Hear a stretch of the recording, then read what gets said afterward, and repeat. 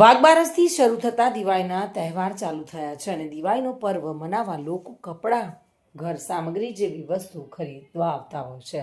લોકોની ભીડમાં કોઈ લૂંટ કે પાકીટ ચોરી કે કોઈ અનિચ્છનીય બનાવ ન બને તે હેતુથી ઓગળ તાલુકાના મુખ્ય મથક થરા પોલીસ સ્ટેશનના પીઆઈ કેબી દેસાઈ પોલીસ સ્ટાફ સહિત બજારમાં ટ્રાફિક ન થાય તે મુજબ સતત ફૂલ પેટ્રોલિંગમાં રહે છે.